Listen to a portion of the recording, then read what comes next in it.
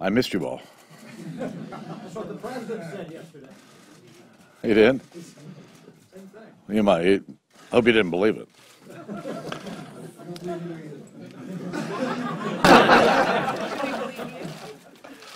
I'm going to start by congratulating my friend, Senator Mitch McConnell. As you know, Mitch and I have worked very closely together over the last 8 years. And I don't think I could ask for a better partner, or do I think the Senate could have a better majority leader than Mitch McConnell. I also want to express my gratitude to the people of Ohio's 8th Congressional District. You know, my mission is the same today as it was in 1990 when I was first elected to build a smaller, less costly, and more accountable government here in Washington, D.C. And right now, I believe that means continuing to listen, to make the American people's priorities our priorities, and to confront the big challenges that face middle-class families, starting with the economy. You've heard me talk many times about the many jobs bills that the outgoing Senate majority has ignored. Those bills will offer the Congress, I think, a new start. We can act on the Keystone Pipeline, restore the 40-hour work week that was gutted by Obamacare, and pass the Hire More Heroes Act that would encourage our businesses to hire more of our veterans. And again, this is just a start.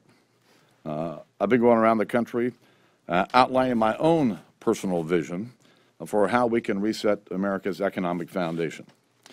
The energy boom that's going on in America is real, and I think it provides us with a very big opportunity.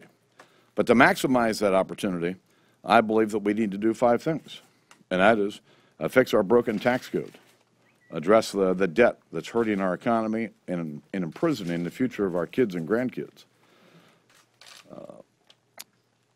reform our legal system, reshape our regulatory policy to make bureaucrats more accountable, and give parents more choices in a system that isn't educating enough of America's children.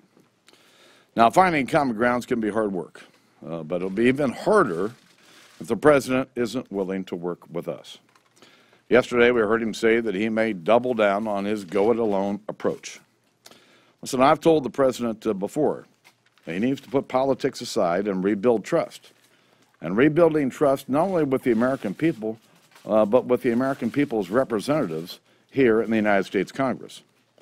This is the best way to deliver solutions, to get the economy going again, and to keep the American dream alive and well. This will be the focus of our new majority, and I'm eager to get to work. Mr. Speaker, if the president moves forward on immigration and acts alone on immigration, is that going to poison the well for any type of cooperation between this new Republican majority and the White House? And you've all heard me say, starting 2 years ago yesterday, that our immigration system is broken and it needs to be fixed. But I've made clear to the president that if he acts unilaterally on his own, outside of his authority, he will poison the well, and there will be no chance for immigration reform moving in this Congress. It's as simple as that. Mr. Speaker, you mentioned Obamacare, the 40-hour work week. The second paragraph of your op-ed with Mitch McConnell in the Wall Street Journal talked about Obamacare.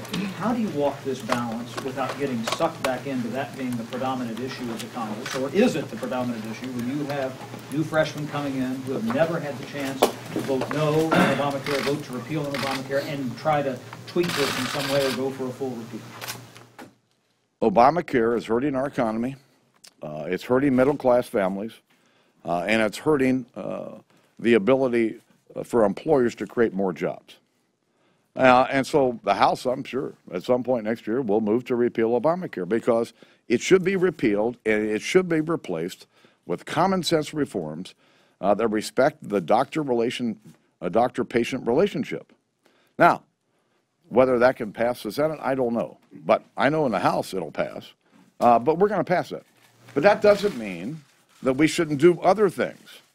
There are bipartisan bills that have passed the House, sitting in the Senate, that would, in fact, make changes to Obamacare. You know, there's a bipartisan majority in the House and Senate for repealing the medical device tax. I think there's a bipartisan majority in the House and Senate for getting rid of the IPAB, the Independent Payment Advisory Board, the rationing board in Obamacare. How about the individual mandate? There are a lot of Democrats and Republicans who believe this is unfair. Just because we may not be able to get everything we want doesn't mean that we shouldn't try to get what we can. You know, if you mentioned 3 or 4 different distinctive issues there, potentially votes, doesn't that siphon this Congress right back into this Obamacare, and then the number gets up into the 60s or 70s in terms of roll call votes against Obamacare? Listen, there are bipartisan majorities in the House and Senate to take some of these issues out of Obamacare. We need to put them on a president's desk and let him choose. Mr. Speaker, you heard the president say that he basically gave you a year waiting for you to be able to deliver on immigration reform, and that in this post-election period he's ready to act, and then he would pull back those executive orders if you can have legislation that works. Could that be a catalyst for you to actually get something done? No, because I believe that if the president continues to act on his own, he is going to poison the well. When you play with matches, you take the risk of burning yourself. And he's going to burn himself if he continues to go down this path. The American people made it clear Election Day. They want to get things done, and they don't want the president acting on a unilateral basis. Mr. Speaker, how do you expect the president to trust that you really want to work together when out of the gate you say that you want to repeal his signature law that you know has no chance of getting a veto-proof majority? How do you expect him to trust you?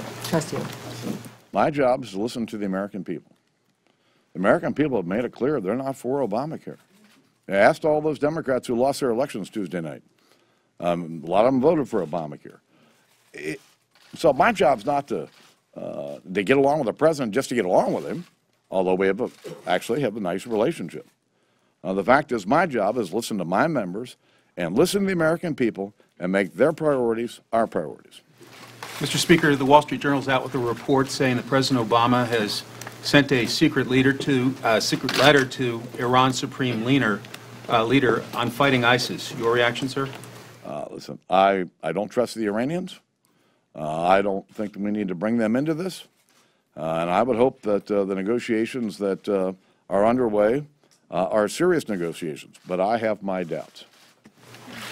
If, having heard your reiterated threats, the president suddenly said, okay, fine, I won't take executive action on immigration, could you guarantee him that you will hold votes on immigration legislation next year? I want to talk to our members about how to move forward, but I've made my position very clear.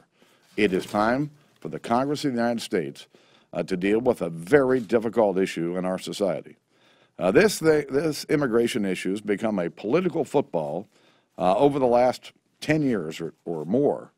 It's just time to deal with it. Can your party's presidential nominee afford to run if you have not acted on this issue? This is not about politics. This is trying to do the right thing for the country. Speaker, isn't the idea of repealing Obamacare, third or fourth line in your op-ed today, isn't that in a sense some way poisoning the well from your angle? No. When you go to the White House tomorrow? No, listen, our job is to make the American people's priorities our priorities. They don't like Obamacare. I don't like it. It's hurting our economy. You know, the president said, I listened to what happened Tuesday night. Really? How do you know it's hurting the economy, though, sir? How do you... Well, if you spend as many nights on the road as I have over the last 2 years, you would hear from employers of every stripe, from large to small to medium, in every industry. And when you listen to these employers talk about the concerns they have over what it means for their workforce, what it means for their employees, and you see them hesitate in terms of hiring more people, it's pretty clear to me. Mr. Speaker, you have a new crop of conservatives coming into the House who have suggested, among other things, that women need to submit to the authority of their husbands, that Hillary Clinton is the Antichrist, and that the families of Sandy Hook victims should just get over it. So the Hell No Caucus, as you put it, is getting bigger. And some of them don't think you're conservative enough. No, now How do you deal with them differently than you did in the last Congress? I think the premise of your question I would take exception to. Yes, we have some new members who've made some statements. I'll give you that. But when you look at the vast majority of the new members that are coming in here, they're really solid members. Whether it's the youngest woman to ever serve in the Congress, to another African-American Republican from Texas, we've done a very good job of recruiting good candidates, and we're going to have a very good crop of good But on members. immigration, for example, you tried to act in the last Congress, and your conservative members yanked you back. How can you work with the president on an issue like this? Again, I would argue with the premise of the question. What held us back last year was a flood of kids coming to the border because of the actions that the president had already taken. And let me tell you what, the American people from the right to the left started to look at this issue in a very different way.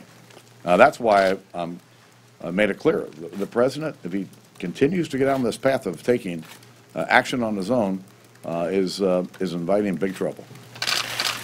That flood of kids stymied you the last 6 months, but what about the 18 months before that, 113 Congress?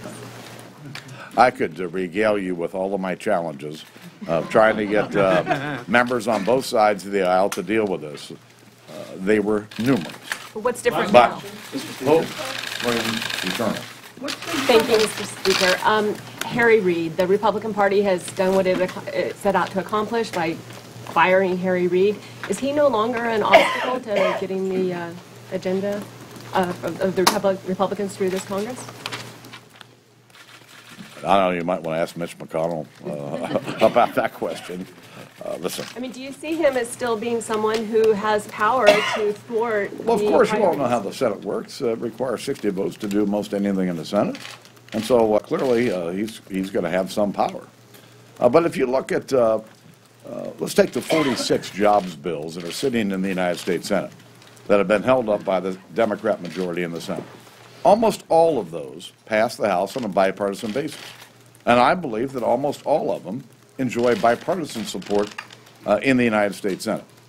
If you're doing, as I've heard me say this before, I tell my colleagues all the time, if you're doing the right things for the right reasons, you don't have to worry about anything. The right things will happen. Mr. Speaker, would you be open to a compromise on the 40-hour work week?